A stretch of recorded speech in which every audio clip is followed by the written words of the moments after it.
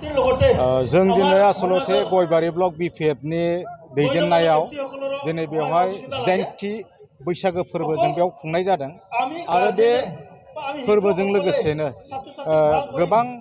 हाबाफारिनि गेजेरजों जोङो फुंनिफ्राय खुंबोबाय आरो बेजों लोगोसे नैबे आरो जोङो गयबारि ब्लकनि सिङाव थानाय माखासे हायार सेकेन्डारि आरो मेट्रिकआव सेथि माबायाव थाखोआव पास खालामनाय फरायसुला फरायसुलिफोरखौ जों बेयाव बरायदों आरो बेयाव बे बरायनायनि गुबै थांखियानो जाहैबाय मा जोङो जोंनि दावगाफुनाय फरायफुनाय बा गुन गोनां फरायसाफोरखौ जोङो इयुनाव मोजां मोनसे फिथाइ थायथों होननानै बिथांमोनखौ थुलुंगा होनायनि थाखाय जों दिनै बै गथ'फोरखौ जों दिनै बरायनाय जादों। बेयाव 450 जनसो फरायसुला फरायसुलिफोरखौ जों दिनैहाय गांसे आर'नाइ आरो फोरमान बिलाइजों लोगोसे जों बरायनाय जादों। आसलते सोलोंथाइ सांग्रांथि होननाय लोगो लोगो जों दिनैहाय बुंनांगोन गिबियावनो तामुलपुर जिल्लायाव सारा आसामनि बिथोरावनो जोंहा हायार सेकेन्डारिखौ बयनिख्रुइबो सायाव जों पास खालामदों होननानै जों मिथिनो मोन्दों बयबो आसामनि बिथोरावनो आरो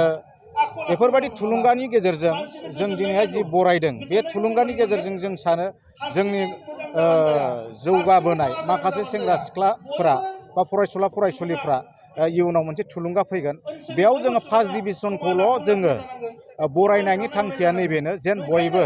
जोङो फार्स्ट डिभिजन पास खालामनो हायो जेनेबा हायार सेकेन्डारि बा मेट्रिक जाय फरिखा होगोन इयुनाव बै गथ'फोरखौ जों थुलुंगा होनायनि थाखाय जों दिनैहाय नैबे बरायनाय हाबाफारिखौ लादों आरो बे बरायनाया बै सेंग्रा सिख्लाफोरखौ बा फरायसुला फरायसुलिफोरखौ गोबां थुलुंगा होगोन होननानै जों साननानै लायो। जोङो दा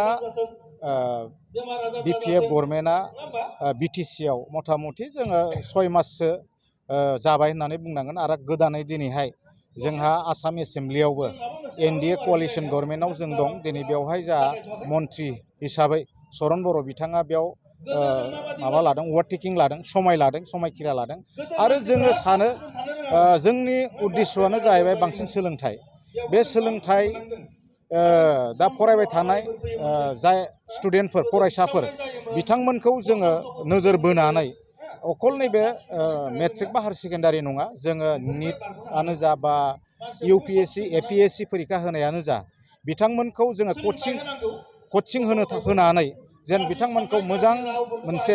अफिसार लेभेलाव लाबोनाय बा डक्टर इन्जिनियार खालामनाय बिनि थाखाय जोंना खामानि मावगोन आरो मावगासिनोबो दङ। बेनिखायनो जोङो बुंगोन जोङो बिपिएफ सरकारा बा बिटिसि सरकारा जोङो स्टुडेन्टफोरनि थाखाय जोङो गोबां खामानि मावगोन।